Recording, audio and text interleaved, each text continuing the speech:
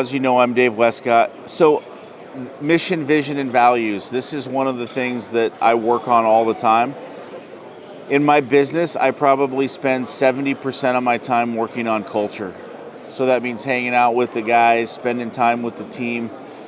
I do a deal where I have lunch with one of the employees every Thursday, no matter what. And so it doesn't matter if it's a guy pounding nails or an accounting member or whoever it is, but always spending time with the team, learning from the team, getting to know them personally, one-on-one, and building relationship.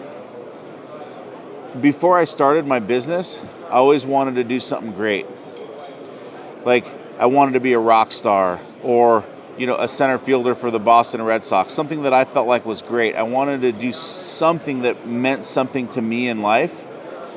And when I started my business in the beginning of 2000, I was a landscaper. And the truth of the matter was that I was embarrassed to be a landscaper. And people would ask me what I would do, and I would not want to tell them I'm a landscaper. I was embarrassed by the fact of what I thought people looked down on being a landscaper. And so it was really hard for me to get through that and just mentally accept that what I was doing was something that was good.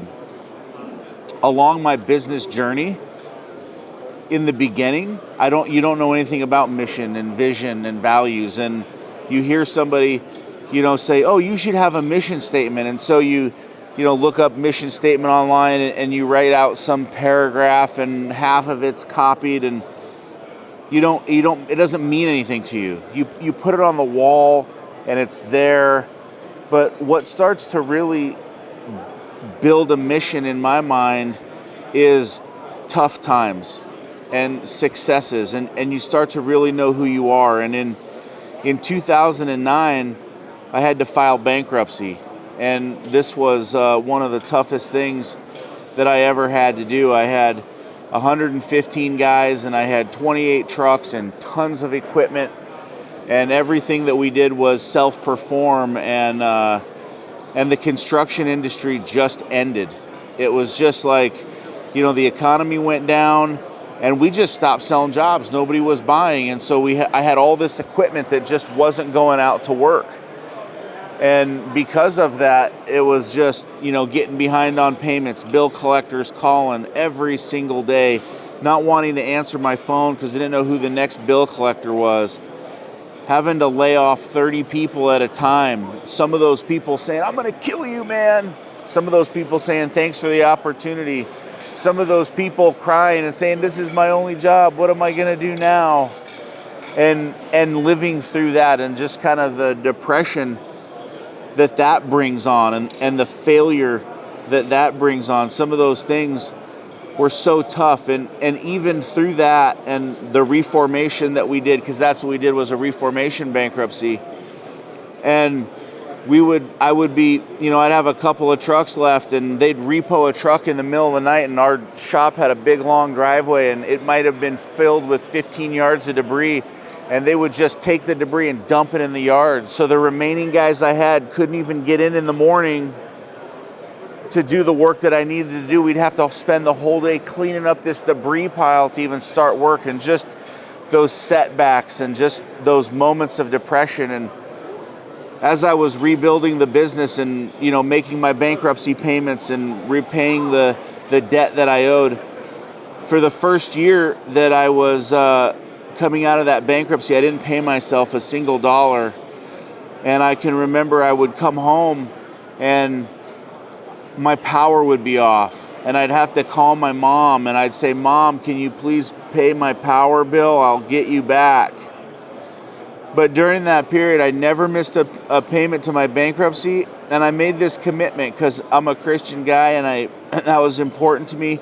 And I made this commitment to give $200 a month to church, no matter what, ahead of myself. And I never missed that, and I never missed paying my guys. And slowly rebuilt out of that, slowly focused out of that. And that taught me a lot of things about grit. That taught me a lot of things about taking care of your people, putting your people ahead of yourself. but I still didn't have this mission and vision and values figured out. I still didn't have it articulated. It was still words on a screen. It was still words on a wall that didn't mean anything. It didn't even mean anything to me. And I happened to be here at SIMA, and I met another guy, and he was like, "Hey man, have you thought of EOS, Entrepreneur's Operating System?" And I said, "No, I haven't, and I've never even heard of it." And he said, "Okay, well you should check it out. It'd be really good for your business." And I said, "Okay." And the next year I was at another SIMA show, and they had an EOS presenter as one of the topics, and I went in and I listened, and they talked about mission and vision and values and what that really looked like. And so I said, you know what, this is something that we're going to do. This is something that we're going to build. And so I went back and we hired an implementer of EOS, and they walked us through the values, and we had a meeting with them. And so I had my own values, the company values. These are the values, this is what we're doing. And we met with this implementer, and they tore the whole thing apart. They were like, "No, none of those are going to be the values." And I was upset, and I was like, "This is my company." And and what happened was we spent a whole day, and not that that's a lot of time, but going through the values. But there's 8 people on the leadership team, and we talked about what was important to each one of them. And as a group, we talked about what our core values were, and we voted on them together as a group, and we created them together as a group. And while they weren't the core values that I would have chosen, they were core values that meant something to every one of those people on that leadership team.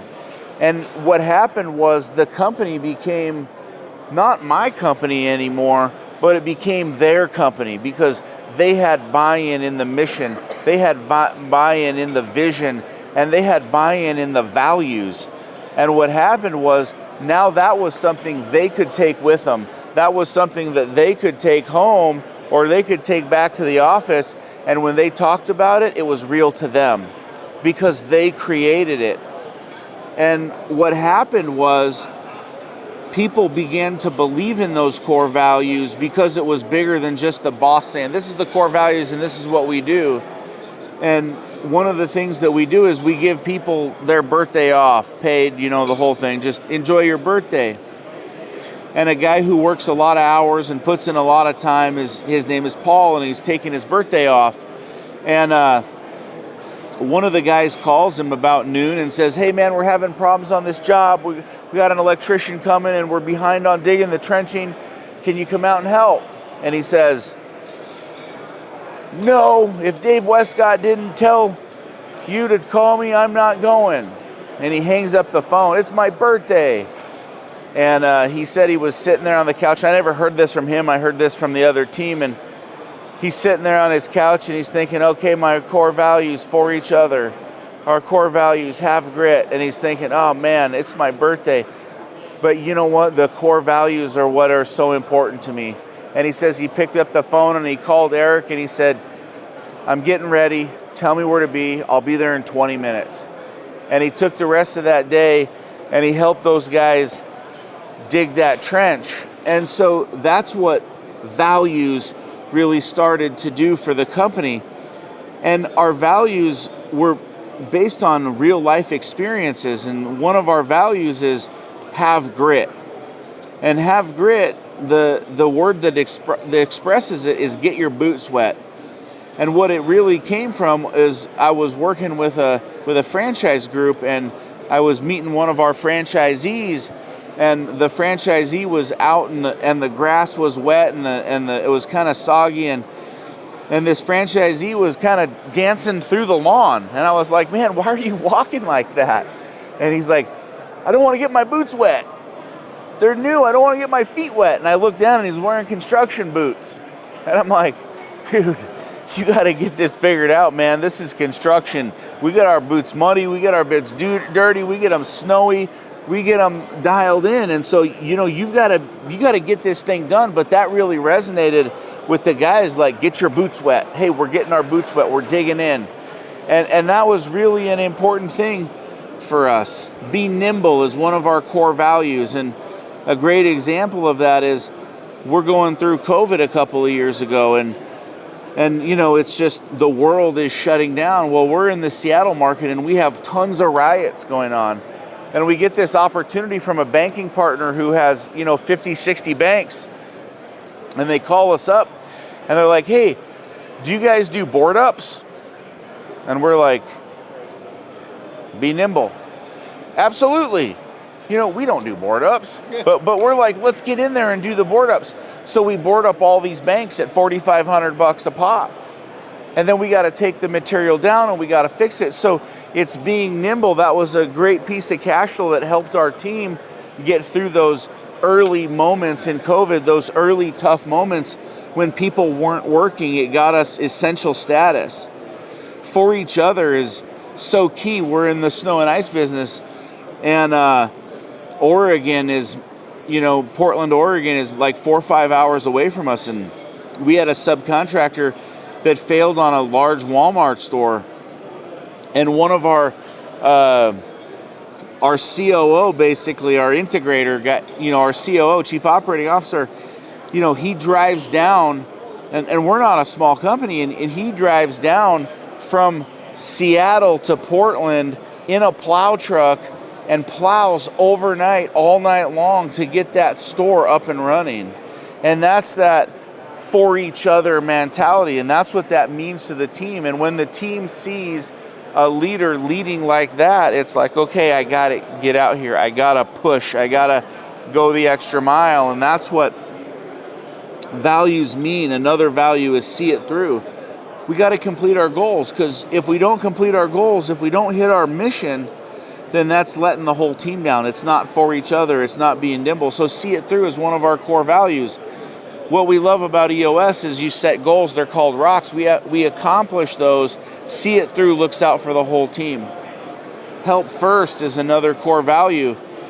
And I love this core value because so many times in business, you walk by a guy and he's working on a project and you've got a little free time or you can help him, but you're like, oh man, I don't want to get into that. He's got to get his own thing done. But help first means stopping by and helping him out. Hey, can I help you today? Can I make your day better? And that's one of the things that I love about Help First. And we have a guy who runs our entire operations, and he's wears dress shirts and clean cut and manages teams. And we've got another guy who digs holes and puts in posts. And it was great because you see this guy's struggling to put in some fence posts, and he's struggling with the excavator, and he's struggling with getting it done, and he's just having a hard time, and and you can just see he's visibly in pain. And our operations director, Larry, stops by and rolls up his sleeves, and he gets out there and he's helping him chain up this post, and he's spotting him putting it in, and you can see the relief on the operator's face, and somebody cares. Somebody's stopping by to help me. And what is that? That's Help First. And so they can live that core value, and they can go to business on that core value, and that really helps us build our business. That helps us take our business to the next level. Be engaged is our last core value, and I think it's one of the most important ones. In the day and age of cell phones, it's so easy to sit around a table or sit in a meeting and do this and get on your phone. Well, what I've learned about my phone is that the minute that I get on it, I think I can do two things at once. If I was on my phone during a keynote session, I wouldn't remember anything. I would be completely checked out and tuned out. So we honor one another by being engaged. We respect that conversation, and by being engaged, what happens is it allows us to focus on what that person is talking about, take notes, take action. And so those mission and vision and values really help set us apart. When we created our mission statement, which is change the world, and that is huge to me. That talks about giving back to community. That talks about making the world a better place. If no one knows you're in business in a community, what's the point in being in business? So our mission is change the world. It has nothing to do with plowing snow. It has nothing to do with construction. It has nothing to do with EV charging. All it has to do with is change the world. And for the first time in my life, it was a mission statement that meant something to me. And it was the first time in my life I really felt like I was doing something great. 20 years after I started my business, my mission finally meant something to me. It was something that I could believe in. And that was an amazing thing. And our vision is to give $100 million a year to charity. We may never hit that mission, but that's the mission of the business. Our values, God, family, then business. Take care of who we are. And our mission, change the world, comes down to working in our local neighborhoods. And what we do is we give back to community. We give back to a place called Next Step Pregnancy Clinic. It's an amazing organization. Any woman can walk in there, and if she doesn't have the money for formula or diapers, she can get formula or diapers for free, no charge. It's amazing. She can go in there and get free medical clinic services, no charge. We donate tons of money to them. Dawson Place is an amazing organization that helps sexually abused children. And you think that, oh man, sexually abused children, it's interesting. Just in the county that I live in, which isn't even the biggest county in Seattle, sees 1,100 sexually abused children every year. They say that's 25% of the sexually abused children. We were in an examination room when they were giving us a tour, and there's sticky hands on the ceiling, and there's hundreds and hundreds of sticky hands on the ceiling. It'll bring you to tears. And the sticky hands are these things that are on the ceiling, and what it tells that kid is you're not alone. And we're doing a tour, and they're bringing in a 4-year-old blonde-haired, blue-eyed girl who was just attacked by an uncle. And it's just like, you can barely get out of there without crying. And those are the type of organizations that we sponsor. We've been a champion sponsor there for years. Heed Uganda, we helped build a birthing center so that women didn't have to walk 5 miles down this crazy gravel mountain road to have a baby. D's Hope is another organization out of Uganda that helps women in basically, they call them house girls. And what they do to a house girl is when you become a house girl, they take a knife and they cut your face. And they do that to devalue you. This goes on right now. And what we do is we pay thousands of dollars to free these girls. When we started with this organization, they had saved 12 girls. Just this last year, we were able to save and rescue 38 girls from these abusive situations. Solid Rock Ministries helps people in Ukraine. They're a Ukraine-driven ministry, has thousands of kids that come to these kids camps, bringing kids to Christ, but also showing them that life is more than alcoholism, life is more than depression. And during the war and currently, we provide thousands of dollars of food and clothing to help refugees in the Ukraine. And what happens is, as we build these groups of people that we sponsor, they come into our office on Fridays and they share their mission. And what you have is people around the table who come to work with you because of the mission. They don't come because we're plowing snow. They don't come because we're doing something great, because I'm not a great person. I fail every day. They come because we're changing the world. We're making a difference, and it's like, this is cool. I want to be a part of this. Help me change this as a part of what we're doing. And we build a business with a purpose that's greater than who we are. And so we don't have employment issues. And what it's done is it's given me a why. And 90% of the people who come to work at TransBlue come to work at TransBlue because of mission and vision and values. And at the end of the day, it allowed me to do something great. That dream that I had as a little kid, as a little boy, to do something great. I never did anything great, but the work that we do in these different communities locally and globally is something great that I can be proud of. And so now I can say, hey man, I'm proud of what I do. I'm proud of my business. I'm proud of plowing snow. I'm proud of landscaping. I'm proud of construction. I'm proud of EV charging because we've been able to do something great. And over this 20-year journey, it's taken me to discover my mission, my vision, and my values. And that's why they're so important to your business, because if you've got labor issues or you've got client issues, your clients love you. Clients bring us work just because they're like, man, what you do is amazing, we want to work with you. And so it's really helped to set us apart in the industry, and that is what we focus on all day long. So I don't care how much money we make, I don't care how many sites we plow, all I care about day in and day out is how do we change the world? How do we make the better world a place? So I love being here at the SIMA Jamboree. I love being able to share with you about my journey, and I love what SIMA has done, because without the SIMA experience, without peers and people in this group sharing, hey, join EOS, hey, learn more, I may not have been here in this journey. And that's what these tables and these meetings are so amazing and allow us to really present on. So that's what I have to share. I hope it was beneficial, and thank you for taking the time to listen.